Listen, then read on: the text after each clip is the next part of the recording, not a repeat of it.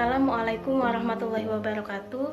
Kami dari kelompok 10 akan menyampaikan materi tentang mata kuliah Psikologi Anak dan Remaja yang diampu oleh dosen Ibu Dr. Anda Harlina MSc dan juga Ibu Sylvia AR MPD. Perkenalkan, nama saya Dinda Azahra sebagai moderator dan juga teman-teman saya yang lainnya yang akan menyampaikan materi yaitu Rizkiansyah Ahmad Giovanni, Juwita Ramadona, dan juga Rika Zahara. Adapun materi yang akan kami sampaikan yaitu pengertian emosi, kekhasan emosi remaja, faktor-faktor yang mempengaruhi emosi negatif, dan juga usaha untuk mengembangkan emosi negatif remaja. Kepada teman saya persilakan.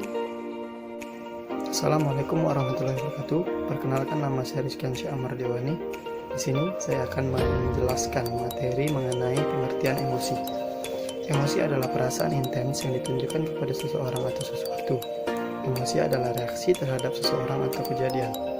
Emosi dapat ditunjukkan ketika merasa senang dengan sesuatu, marah kepada seseorang, ataupun takut terhadap sesuatu.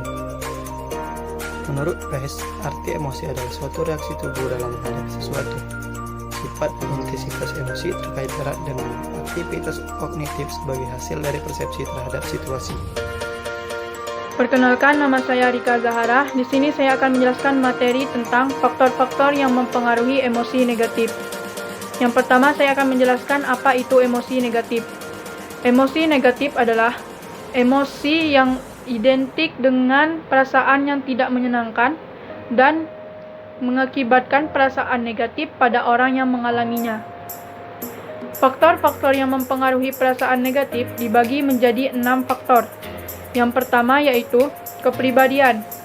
Setiap orang memiliki kepribadian yang berbeda-beda, dan hal itu menyebabkan seseorang tersebut memiliki emosi yang berbeda pula. Misalkan, ada orang yang cenderung mudah marah. Yang kedua yaitu kualitas tidur. Kualitas tidur juga mempengaruhi emosi seseorang. Karena jika seseorang memiliki kualitas tidur yang baik, maka hal itu akan membuat emosi seseorang tersebut menjadi lebih stabil.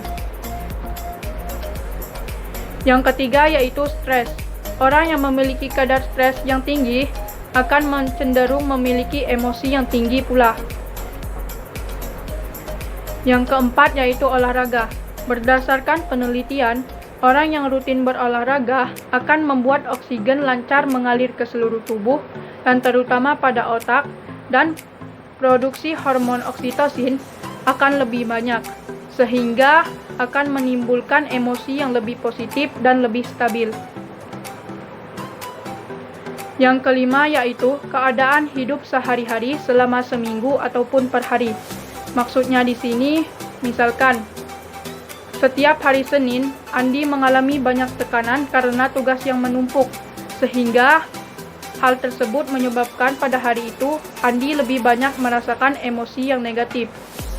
Yang terakhir adalah usia. Berdasarkan teori perkembangan, usia memiliki peran dalam membentuk emosi seseorang.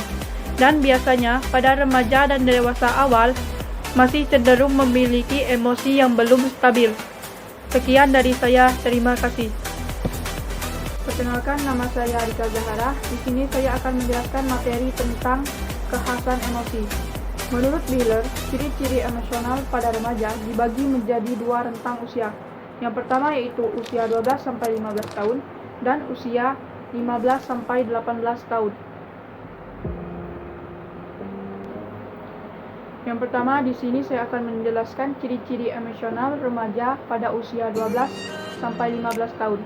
Yang pertama yaitu, pada usia ini, seorang peserta didik ataupun anak cenderung banyak murung dan tidak dapat diterka.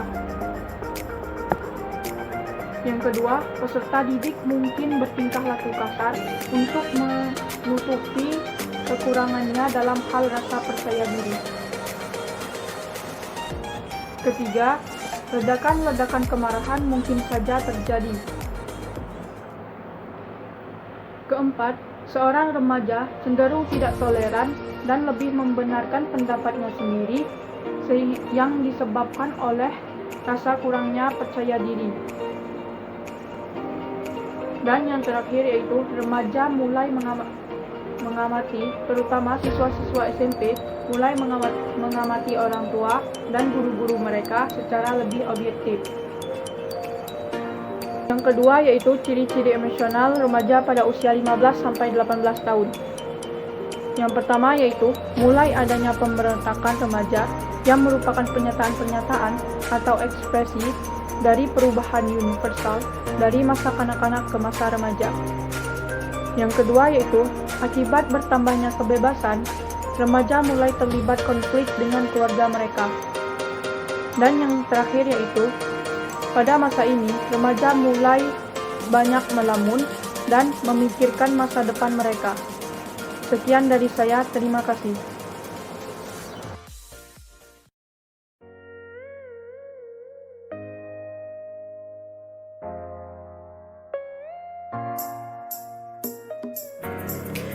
Baiklah, saya akan menjelaskan mengenai usaha untuk mengembangkan emosi positif pada remaja. Yang pertama, adanya modul dari orang tua dan guru serta orang dewasa lainnya dalam melahirkan emosi negatif. Dan yang kedua, adanya latihan beremosi secara terprogram di keluarga dan di sekolah. Yang ketiga, mempelajari secara mendalam kondisi-kondisi yang cenderung menyebabkan emosi negatif remaja muncul dan menghindari kondisi-kondisi itu. Yang keempat, membantu remaja mengatasi berbagai masalah, yaitu masalah pribadinya dengan mendorongnya membicarakan masalah pada orang yang dipercayainya. Yang kelima, melatih dan menyibukkan remaja dengan berbagai kegiatan fisik sehingga menguras energi yang banyak agar gejala emosi tersalurkan. Yang keenam, menciptakan berbagai kesempatan yang meningkatkan remaja berprestasi dan mendapatkan harga diri.